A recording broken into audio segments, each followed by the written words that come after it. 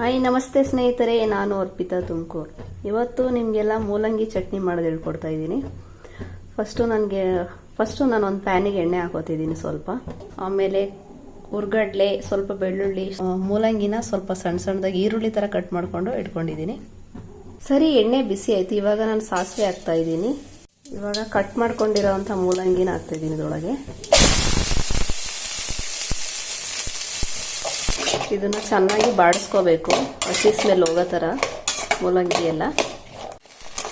ಇದು ನೀರು ಇರ್ತಿತ್ತಲ್ಲ, ಅದು ಚೆನ್ನಾಗಿ ಎಲ್ಲ ಬಿಡಬೇಕು, ಇದ್ರದ್ದು ನೀರಿನ ಅಂಶ ಎಲ್ಲ.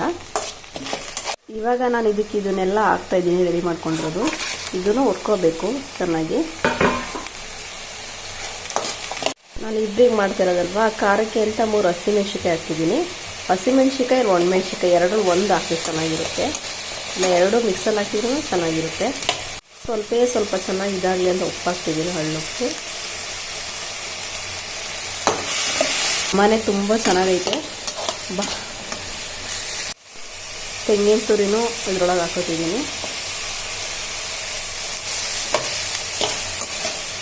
ಡೈಲಿ ಸಾಂಬಾರು ಈ ಥರ ಎಲ್ಲ ಮಾಡ್ಕೊಂಡು ತಿಂತಿದ್ರೆ ಬೋರ್ ಆಗುತ್ತೆ. ಈ ಥರ ಸ್ಪೆಷಲಾಗಿ ಏನಾದರೂ ಡೈಲಿ ಅದೇ ತರಕಾರಿ ಸಾಂಬಾರು ಏನು ನಾವು ಈ ಥರ ಒಂದೊಂದು ಯೂಸ್ ಮಾಡಿಕೊಂಡು, ಮನೇಲಿ ಕಮ್ಮಿ ಜನ ಇದ್ದರೆ ಈ ಥರದ್ದೆಲ್ಲ ಮಾಡ್ಕೊತೀವಿ. ಜಾಸ್ತಿ ಜನ ಇದ್ದರೆ ತರಕಾರಿ ಸಾರು ಇವೆಲ್ಲ ಬೇಕೇ ಬೇಕು. ಒಂದು 2-3 ಜನ ಸಾರು ಈ ಥರ ಮಾಡ್ಕೊಂಡು ತಿಂತಾಯಿ ಸಂಜೆ ಚೆನ್ನಾಗಿರುತ್ತೆ. ನೋಡಿ, ನೀರಿನ ಅಂಶ ಎಲ್ಲ ಹೋಯ್ತು. ಈ ಥರ ಇದೆ, ಫುಲ್ ನೀರಿನ ಅಂಶ ಎಲ್ಲ ಹೋಗಿ ಫುಲ್ ಡ್ರೈ ಆಗಿದೆ.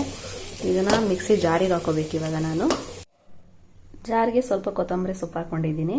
ಇವಾಗ ಇದನ್ನೆಲ್ಲ ಇದರೊಳಗೆ ಟ್ರಾನ್ಸ್ಫರ್ ಮಾಡ್ಕೋತೀನಿ. ಫುಲ್ ತೆಳ್ಳಗೆಲ್ಲ ರುಬ್ಕೊಬಿಡ್ರಿ, ಈ ಥರ ತರಿಯಾಗಿರಲಿ, ಚೆನ್ನಾಗಿರುತ್ತೆ. ಇದನ್ನು ಅನ್ನ ಚಪಾತಿಗೆಲ್ಲ ತಿನ್ಕೋಬೋದು, ತುಂಬ ಚೆನ್ನಾಗಿರುತ್ತೆ.